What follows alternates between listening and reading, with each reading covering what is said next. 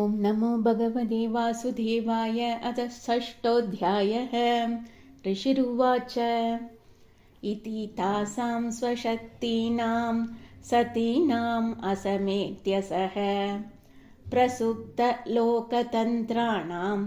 निशाम्य गतिमीश्वरः कालसंज्ञां तथा देवीं बिभ्रच्छक्तिम् उरुक्रमः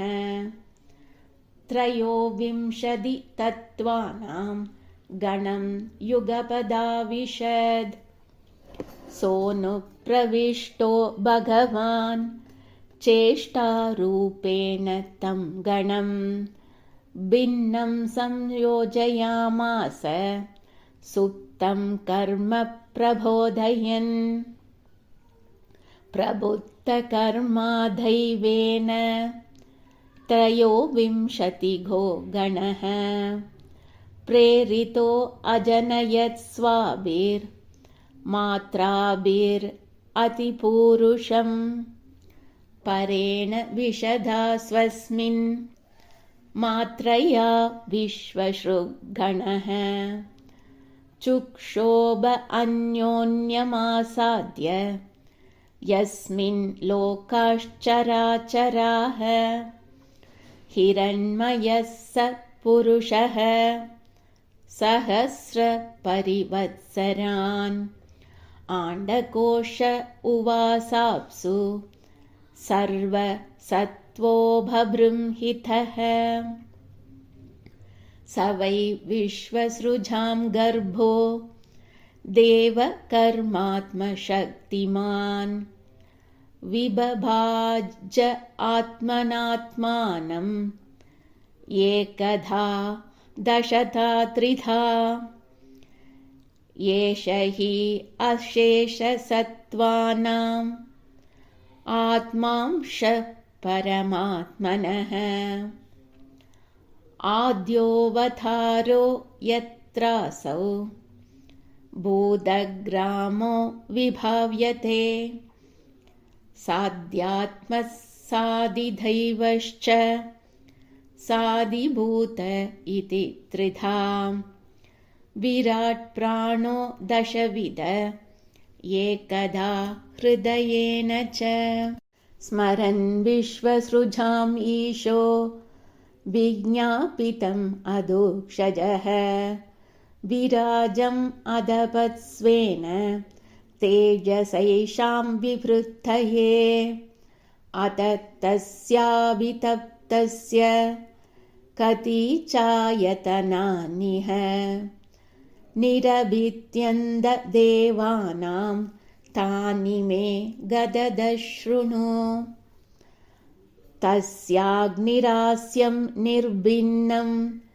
लोकपालो अविशत्पथम् वाचा स्वांशेन वक्तव्यं ययासौ प्रतिपद्यते निर्भिन्नं तालुवरुणो लोकपालो अविशद् हरेः जिह्वयांशेन चरसं ययासौ प्रतिपद्यते निर्भिन्ने अश्विनौ नासे विष्णोराविशतां पथम्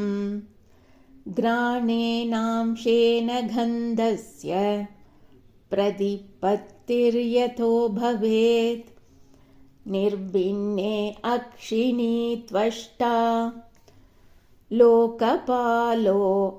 अविशद्विभोः चक्षुषांशेन रूपाणां प्रतिपत्तिर्यथो भवेत् निर्भिन्नान्यस्य चर्माणि लोकपालो अनिलो विशत् प्राणेनांशेन संस्पर्शं येनासौ प्रतिपद्यते कर्णावस्य विनिर्भिन्नौ धिष्ण्यं स्वं विविशुर्दिशः श्रोत्रेणांशेन शब्दस्य सिद्धिं येन प्रपद्यते त्वचमस्य विनिर्भिन्नां विविशुर्दिष्ण्यमोषधीः अंशेन रोमभिः कण्डूं यैरसौ प्रतिपद्यते मेढ्रं तस्य विनिर्भिन्नं स्वधिष्ण्यं क उपाविशद् रेतसांशेन येनासौ आनन्दं प्रतिपद्यते गुदं पुंसो विनिर्भिन्नं मित्रो लोकेश आविशद् पायुनांशेन येनासौ विसर्गं प्रतिपद्यते हस्तावस्य विनिर्भिन्नौ इन्द्रस्वर्पदिराविशद् वार्तयांशेन पुरुषो यया वृत्तिं प्रपद्यते पादावस्य विनिर्भिन्नौ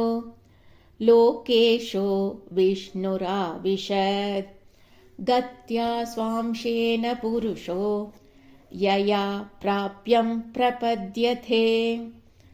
बुद्धिं चास्य विनिर्भिन्नां वागीशो धिष्ण्यमाविशद् बोधेनांशेन बोद्धव्यं प्रतिपत्तिर्यतो भवेत् हृदयं चास्य निर्भिन्नं चन्द्रमाधिष्ण्यमाविशद् मनसांशेन येनासौ विक्रियां प्रतिपद्यते आत्मानं चास्य निर्भिन्नम् अभिमानो अविशत्पथं कर्मणांशेन येनासौ कर्तव्यं प्रतिपद्यते सत्त्वं चास्य विनिर्भिन्नं महान्धिष्ण्यम् उपाविशद् चित्तेनांशेन येनासौ विज्ञानं प्रतिपद्यते शीर्ष्णोऽस्य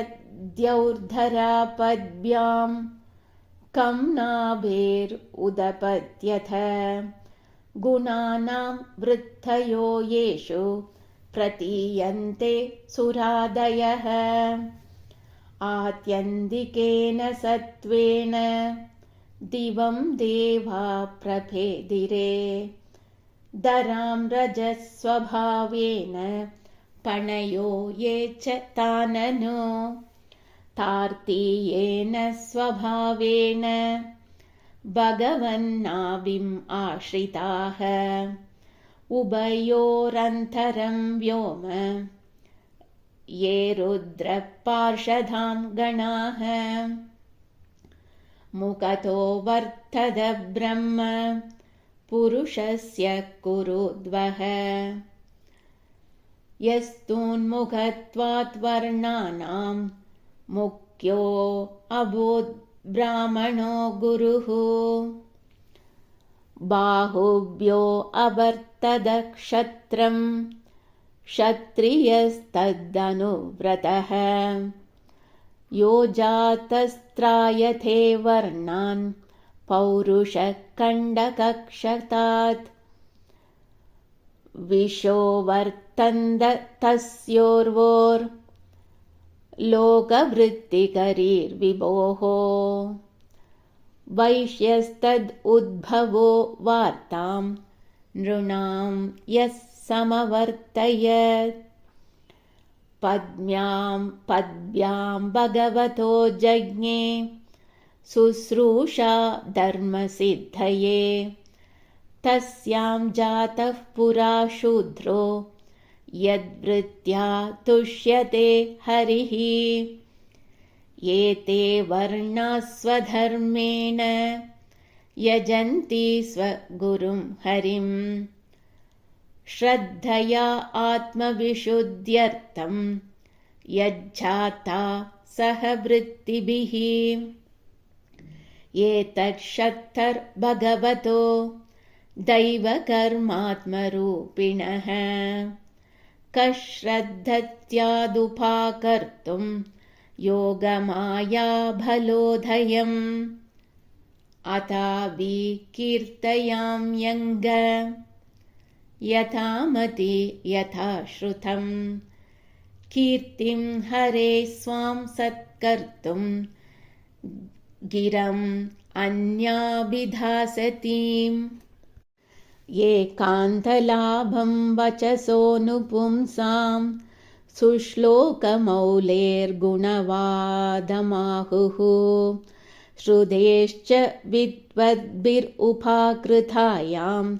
कथासुधायाम् उपसंप्रयोगम् आत्मनो अवसितो वत्स महिमा कविनादिना संवत्सरसहस्रान्ते धिया योगविभक्वया अतो भगवतो माया मायिनाम् अपि मोहिनी यत्स्वयं चात्मवर्त्मात्मा न वेद किमुथा परे यतो प्राप्य न्यवर्तन्त वाचश्च मनसा सह अहं चान्य इमे देवाः तस्मै भगवते नमः। श्रीहरये नमः। श्रीहरये नमः। श्रीहरये नमः।